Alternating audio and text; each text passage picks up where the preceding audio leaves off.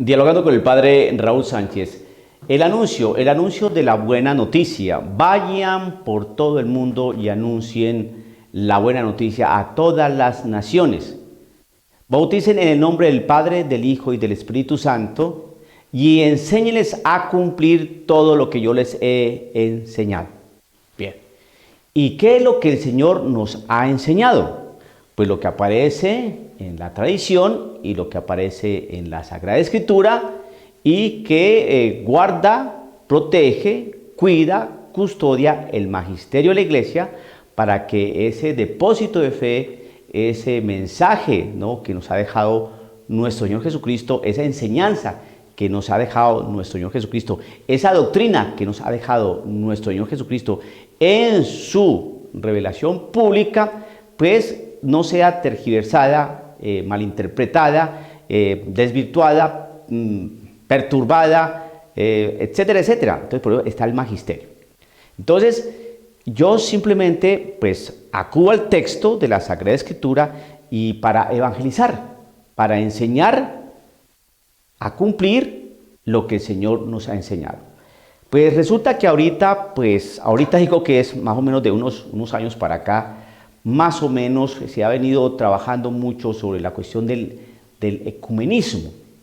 Y entonces nos han metido en un enredo la cosa más pavorosa. Y uno tiene que ser claro aquí. Para tener claridad, pues simplemente uno acude a los documentos de la Iglesia. Porque los documentos de la Iglesia son los que nos dan soporte a lo que uno va a afirmar. No se trata pues de que el padrecito se le ocurra decir cosas bonitas o lo que se le antoje para transmitir algo. No.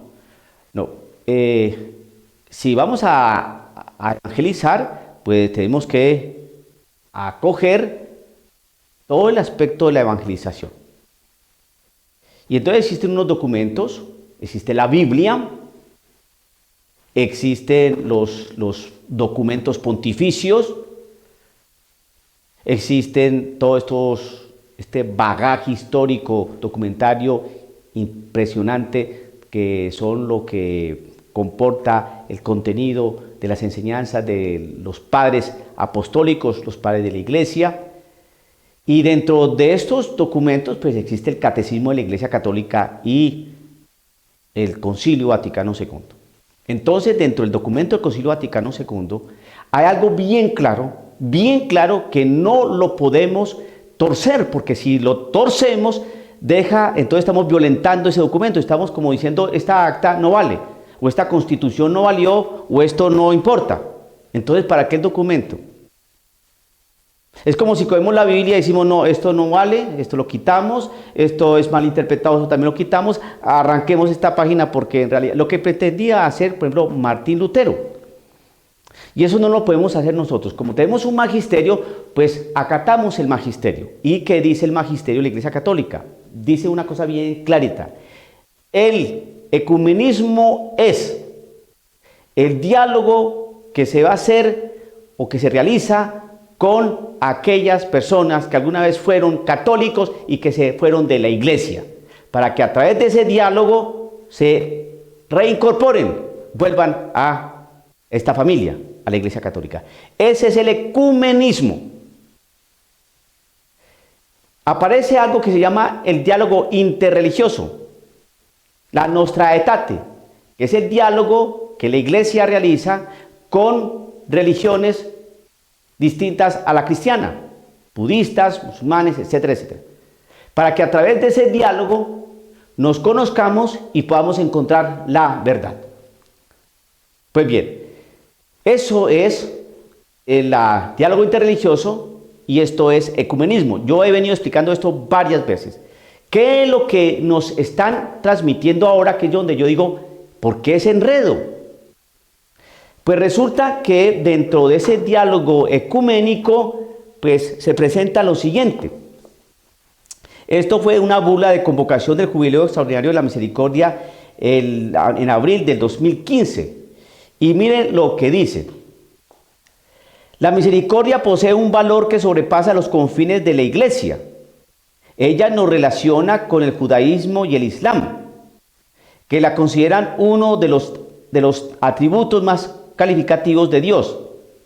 Israel primero que todo recibió esta revelación, que permanece en la historia como el comienzo de una riqueza inconmensurable de ofrecer a la entera humanidad. Como hemos visto, las páginas del Antiguo Testamento están entretejidas de misericordia, porque narran las obras que el Señor ha realizado en favor de su pueblo en los momentos más difíciles de su historia. El Islam, por su parte, entre los hombres que le atribuye al Creador está el de misericordioso y clemente. Esta invocación aparece con frecuencia en los labios de los fieles musulmanes, que se sienten acompañados y sostenidos por la misericordia en su cotidiana debilidad. También ellos creen que nadie puede limitar la misericordia divina, porque sus puertas están siempre abiertas. Este año jubilar vivido en la misericordia puede favorecer el encuentro con estas religiones y con las otras nobles tradiciones religiosas. Nos haga más abiertos al diálogo para conocernos y comprendernos mejor, e ilumine toda forma de cerrazón y desprecio y aleje cualquier forma de violencia y discriminación. Este documento está lleno de sabiduría, está lleno de bondad. Nos está mostrando lo que en sí encierra la misericordia, lo que puede uno conseguir siendo misericordioso, lo que es Dios para la humanidad, que es misericordia. Eso es un hecho, es un hecho. Pero, ¿cuál es el problema? Mire, el problema es el siguiente. Que nos hablan de misericordia, y nos hablan de amor, y nos hablan de caridad, y nos hablan de Dios. Y aquí nos nombran al judaísmo y nos nombran al islam, ¿no? Pero no nos nombran lo clave para comprender cuál es la misericordia. ¿En qué consiste la misericordia? Voy a volver a leer, porque aquí este documento está una parte en negrilla, que es lo que más resalta y que es importante pues tener en cuenta. La misericordia posee un valor que sobrepasa los confines de la iglesia. Exacto, va más allá de la iglesia. Ellos nos relacionan con el judaísmo y el islam, que la consideran uno de los atributos más calificativos de Dios, la misericordia. Muy bien, ahora, eso está claro. Frente a este documento, pues, qué bueno. ¿Cuál es el problema? ¿Por qué no nos dicen cómo se puede lograr ese mejor acercamiento para comprender en sí en qué consiste la misericordia? Precisamente es que cuando se enuncia cómo entendemos la misericordia, ahí es donde empiezan los grandes conflictos, tanto para el Islam y para el judaísmo, que impiden que exista un verdadero encuentro y una verdadera unión entre todos nosotros. ¿Cuál es? Cuando hablamos del Evangelio de Juan 3:16, ¿qué dice? Así amó Dios al mundo. ¿Cómo? Le dio al Hijo único para que quien cree en Él no se pierda, sino que tenga vida eterna. Dios no envió al Hijo al mundo para condenar al mundo, sino para que se salve el mundo gracias a Él. En eso consiste la misericordia. La misericordia no consiste en tener un corazón de apertura, un entrelazamiento de manos, una mirada amable, un compartir alegre, una oración juntos. No, la misericordia consiste en que Dios, ese Dios que habla los judíos, ese Dios del que habla el Islam, nos muestra su misericordia es a través de Jesucristo, el Hijo de Dios. Pero los judíos no aceptan a Jesucristo como Mesías, como el Hijo de Dios, ni los musulmanes tienen a Jesucristo como Dios tampoco. Por lo tanto, lo que puede hacer que exista un verdadero encuentro, una verdadera unión en la misericordia, es que reconozcan al Hijo, a Cristo Jesús. En eso consiste la misericordia, en que así amó Dios al mundo. Pregúntenle entonces al judío de qué Dios está hablando aquí este texto de San Juan. Pregúntele al del Islam, de qué Dios está hablando acá.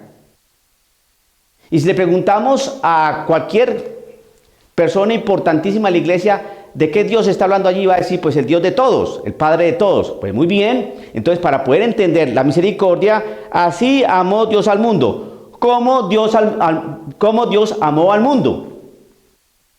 Cuando dio a su Hijo único, su unigénito, Jesucristo. Le dio al Hijo único para que quien cree en Él no se pierda, sino que tenga vida eterna. Dios no envió al Hijo al mundo para condenar al mundo, sino para que el mundo se salve por Él. En eso consiste la misericordia. Pero entonces nos dice, también ellos creen que nadie puede limitar la misericordia divina. Sí, vamos mucho más allá, porque sus puertas están siempre abiertas, claro. ¿Y cómo entendemos esa misericordia? De eso no se quiere hablar, por eso estamos siempre con acuerdos, con acercamientos, que ahí vamos, que la firma, hemos trabajado mucho, son muchos los logros, y uno dice, ¿cuáles? Que ya no se excomulgan, que ya por lo menos pueden orar juntos, sí, pero lo fundamental se queda ahí. ¿En qué? En que tienen que reconocer a Cristo Jesús. Y esa es nuestra batalla. Porque toda rodilla se va a doblar frente a ese nombre. Porque ese nombre ha sido dado sobre todo nombre. Y ese nombre es Cristo Jesús. Y esa es nuestra lucha. Y esa es nuestra batalla. Y por eso nos persiguen. Y por eso es el problema. Podemos tener firmas, acuerdos, oraciones juntos, el abrazo, el beso, la cordialidad, la amabilidad, la genuflexión, los honores, el selfie. Podemos tener todo eso. Pero eso no. ¿A dónde nos va a llevar? A que cada uno va a poner de su parte, el musulmán va a poner de su parte, el judío va a poner de su parte, el cristiano católico va a poner de su parte, el cristiano evangélico va a poner de su parte, el que cree en Buda va a poner de su parte. Entonces todos nos abrazamos, todos nos besamos y todos muy contentos. Y entonces la misericordia, ¿en qué queda? ¿En qué queda? En que usted puede celebrar su fe como quiera, usted también, y usted también, y usted también católico, usted también. Todos. Y bueno, ¿y Cristo Jesús qué? Que es el que nos muestra la misericordia. La misericordia está en que ese Dios, que todos reconocen como el mismo Dios, entre comillas, pues ese Dios dio un hijo. Y ahí nos vamos a embolatar. Y entonces va a haber acuerdos ecuménicos, entre comillas, porque ahí están los musulmanes y están los budistas, eso no es ecumenismo, eso es diálogo interreligioso, pero así lo llaman ya. Ahí se nos enredó el Concilio Vaticano II, se hizo una pelota, un enredo, hay una madeja bien rara, ¿no? Mientras no acepten las otras religiones, ¿en qué consiste la misericordia? Se puede hablar de misericordia, todo lo que usted quiera, gastarse todo el papel que quiera y toda la tinta que quiera, realizando bulas, encíclicas y todo lo que usted desee hacer. Pero si no se dice en qué consiste la misericordia, pues ahí es donde está el problema. La misericordia está en que Dios entregó a su Hijo único, Jesucristo, para la salvación del mundo. Mientras no se hable de Jesucristo, entonces ¿en qué queda? Vuelvo y repito, que entonces el budista pone su parte, el islam pone su parte, el judío pone su parte, el que cree en la Pachamama pone su parte, el protestante pone su parte y el católico pone su parte. Todos nos abrazamos, todos nos besamos. Bueno, pero Jesucristo que nos muestra la misericordia. No, ahorita no. Vamos más bien a mirar cómo tratamos de sanear aquí la naturaleza, hermano, porque aquí el calentamiento global sí es bien complicado. Así estamos. Claro, entonces hay que entender bien esto. Simplemente me remito a la Sagrada Escritura. ¿Recuerdan la serpiente que Moisés hizo levantar en el desierto? Así también tiene que ser levantado el Hijo del Hombre. Y entonces todo el que crea en él tendrá por él vida eterna. Y eso es lo que nosotros buscamos, la vida eterna, porque nosotros nos vamos a morir. Ahora bien, así amó Dios al mundo. Le dio al Hijo único para que quien cree en Él no se pierda, sino que tenga vida eterna. Eso no es para los católicos, es para todo el mundo.